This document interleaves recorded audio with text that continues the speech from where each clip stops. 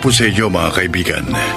Mapapakinggan natin ang testimonya ng isang binatang binsan ay binansagang salot ng lipunan. Siya ay si Goyong. Lumaki ako sa pamilyang isang kahig, isang tuka.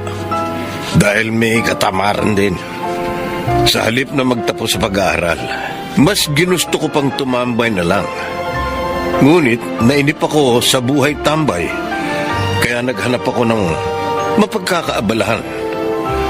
Kaya naman kung hindi nagsusugal o nagsasabong, madalas akong nakikitang nakikipag-inuman o kaya naman nakikipagrambulan. Akala ko habang buhay na akong ganun.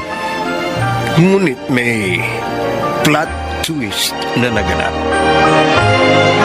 Goyong, pwede ka na lumabas. Tapos ng reglementary period. Mamaya na, Sarento. Dito na ako manananghalian sa presinto. Mukhang masarap ang ulam niyo. Pambihira. Ginagawa mo na yata ang hotel itong selda rito sa Station 3. Sisihin mo yung mga kabarangay namin. Hindi nagsasawang ireklamo ako, di pahuli sa inyo. Tapos hindi naman tinutuloy ang pagsasampa ng kaso. Sila pa pala ang may kasalanan eh. Ikaw itong mahilig maghamon ng suntukan tuwing nalalasing. Itong pinakahuli, binato mo pa ang bahay ng mismong kapitan ninyo.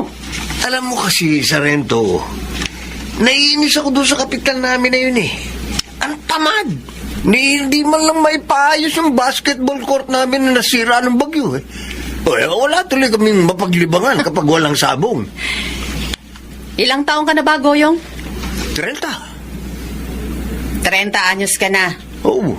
Tapos hanggang ngayon, libangan lang ang inaabot ng isip mo. Uy, ano naman ang aasahan mo sa kagaya kung hindi nakapagtapos, Sarento? Hindi ba sumasideline ka dati kay Mang Dado? Nagdadrive ka dati ng jeep, hindi ba? Nakakapagod na magtrabaho, Sarento eh. Kung ganon, pareho pala kayo nung kapitan nyo. Tamad!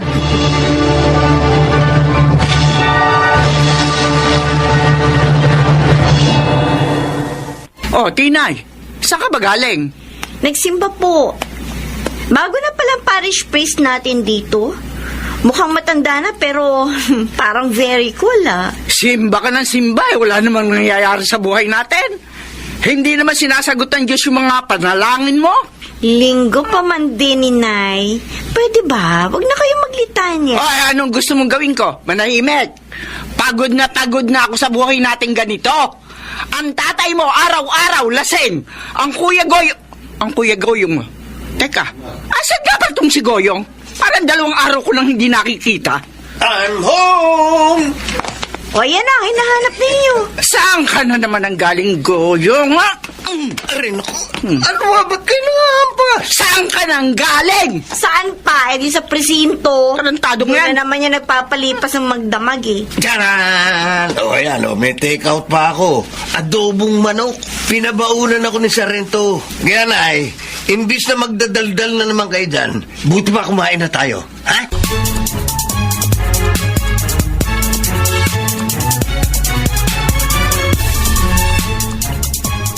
Ay, Panginoon. Kailan mo ba babaguhin ang kapalaran ng pamilya namin? Pagod na rin ako sa ganitong buhay. Isa pa, nakikiusap pa ako sa inyo, Diyos ko. Baguhin mo na ang Kuya Goyong ko. Natatakot na ako. Baka isang araw, hindi na siya sa presinto mapunta, kundi sa... Inay! Si Inay? Inay! Oh, Nay, bakit po? Ang Kuya Goyong mo! Ang Kuya Goyong mo! Bakit? Ano pa nangyari kay Kuya Goyong?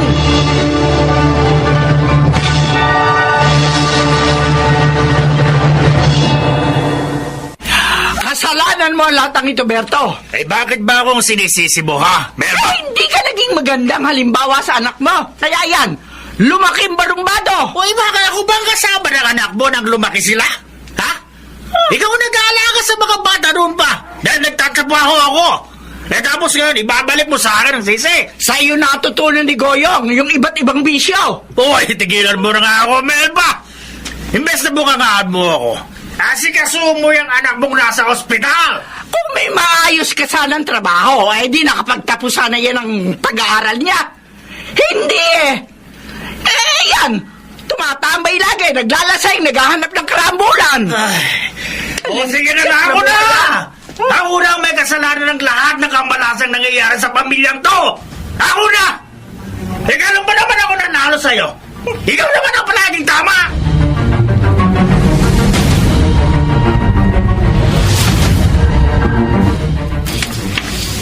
Oh, saan ka na naman pupunta, kuya? Di pa naghihilom yung sugat mo sa kilay mo tapos nangingitim pa yung paligid ng kaliwa mong mata, oh. Nabuburlong na ako rito sa bahay. Kuya, muntik nang himatayin si nanay na makita kang duguan. Akala niya nabasag na yung bungo mo. Ang drama nyo. Oh, Kuya Goyong, sabi ko umalis eh. Kuya! Hoy! Bahala ka na nga! Tigas ang ulo mo!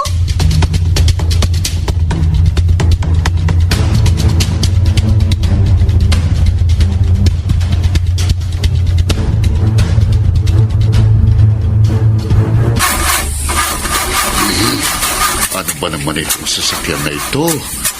Kung kailan ako nagmamadali, saka naman nagpapapansin. May ikakasal ako ng alas 8 ng umaga. 7:30 na ng umaga. Nangyari? Ay, salamat sa Diyos. Mukhang may mabuting Samaritano. Ano yan? Ayaw mag-start ng makina eh. Pari kayo? Oh, aba, knockout ba? Ano? Kako, knockout ba yung kasuntukan mo? Sa tingin ko, ikaw ang tumumba eh. Ano, tama ba ako? Gusto nyo ba umandar yan sa sakyan nyo? Joke lang. Sige nga, tingnan mo nga. Baka magawan mo ng paraan. May nahabol pa naman akong kasal.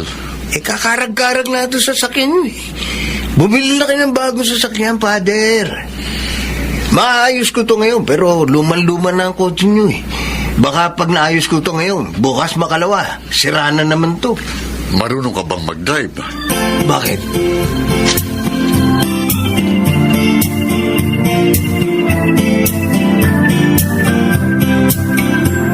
Ay, Goyong, ikaw ba yan? Wow! Ayos ang forma mo, kuya! Ayos ba? Uniforme mo ba yan? Oo, Tay. Ipinatahi ako ni Father Bon. Para raw kapag isinama niya ako, hindi ako nahihirapang maghanap ng isusuot. Isang buwan ka pa lang kay Father Bon. Pero parang ang dami mo na kaagad na ipinagbago, ah. Nakakainis nga eh. Minsan kasi gusto kong uminom. Kaya lang hindi ako pwedeng basta-basta umalis akong bento. O hindi yung mompo na lang ang inumin mo. Tay! Ay, nako, Tay. Bago mo pa naisip, nagawa ko na. Ano? Goyong? Isang beses lang naman kasi nahalata ni Father Bon eh. Ay, kinagalitan ako. Yan, buti nga sa'yo. Lalayasan ko na nga sana siya eh. Kaya lang, ewan ko ba sa paring yun? Parang lumalambot ang puso ko sa kanya. Kasi, iba ang tingin niya sa akin. Iba ang pagtingin niya. Hindi gaya ng pagtingin ng karamihan sa akin na salot ng lipunan. Ang turing niya sa akin, isang tao na kapaki-pakinabang.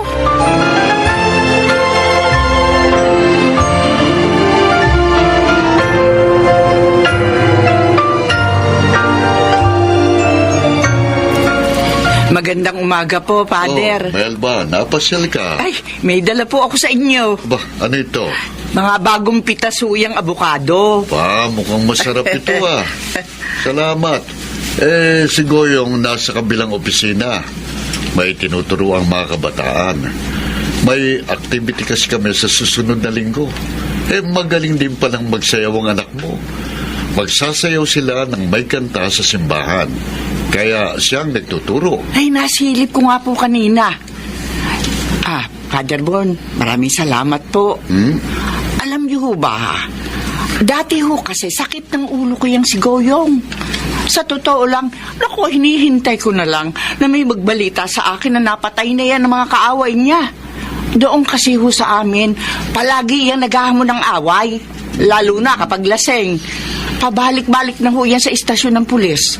May ang sabi ko, kung hindi siya ang mapapatay, Siya makakapatay. Melba, walang imposible sa Panginoon. Kaya niyang baguhin ang buhay ng isang tao, basta't magtitiwala lang tayo sa Kanya. Father, maraming salamat po sa pagturing sa kanya bilang parang anak niyo na rin. Mabait naman si Goyong. Wala lang kasi siyang nakakasalamuhang mga tao na maaaring gumabay sa kanya. Ang mga kaibigan niya, mga barumbado rin. Kaya nakikisabay na rin siya sa ugali nila. Ngayong nailayo na natin siya sa mga taong gano'n ang ugali, nakikita na natin ang totoong pagkatao ni Goyong.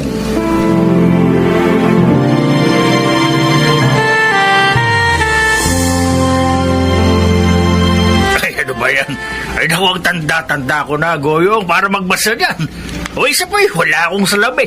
Hindi ko na mababasa ang malilit na letra gan. Oh, nakakuha na naman kayo ng palusot eh. O sige, pagdating ng sweldo ko, Ano? ipagagawa ko kayo ng salamin sa mata. Ha? Para lang makapagbasa kayo ng Biblia. Ay, naku, wag na. Eh, gagastos ka pa eh. Huwag ka na kasing kumontra, Tay. Uy, naku, isa ka pa. Tinay, sama mo nga ito si tatay itong linggo kapag nagsisimba ka. Ay, oo, kuya. Sige. Tay, Oh, alam ko, corny itong sasabihin ko para sa inyo. ano yun? Pero, alam nyo, masarap pala ang buhay kapag malapit ka sa Diyos. Minsan, akala natin, wala na tayong pag-asa. Wala na tayong mararating sa buhay.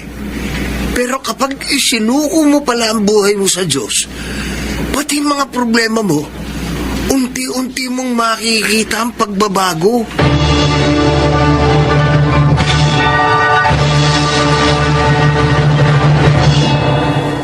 Kapag ikinukumpara ko ang buhay ko ngayon sa buhay ko noong mga nakaraang taon, minsan hindi rin ako makapaniwalang magbabago pa ang kapalaran ko. Hindi ko alam na ang dating salot ng lipunan magiging produktibong mamamayan. May papel pala talagang ginagampanan ang ating environment sa ating pagkatao. Dahil palaging mga barumbado ang kasama ko noon, kaya gano'n na rin ako. Pero nang nakilala ko si Father Bon at ang iba pang mga naglilingkod sa simbahan, nag-iba na rin ang ugali ko. Higit sa lahat, nakilala ko ang Diyos. Ako si Goyong, at ito ang aking buhay. Habang nabubuhay ang isang tao, hindi imposible ang pagbabago, lalo na kung gugustuhin niyang pagbago. Mga nagsiganap: Chiquit del Carmen Amor, Susan Robles, Jeneline de la Cruz, Baynard Landicho, Phil Cruz, at Lionel Benamin sa papel na Goyong. Naglapat ng angkop na tunog Jerry Mutia, sa musika ni Buboy Salonga. Supervisyong teknikal Eric Lucero at Bong Villar. Creative Consultant Phil Cruz. Production Assistant Anching Cruz. Sumulat ng ating kasaysayan Rita Labanon. Sa direksyon Salvador M. Rioles. Ito ang aking buhay.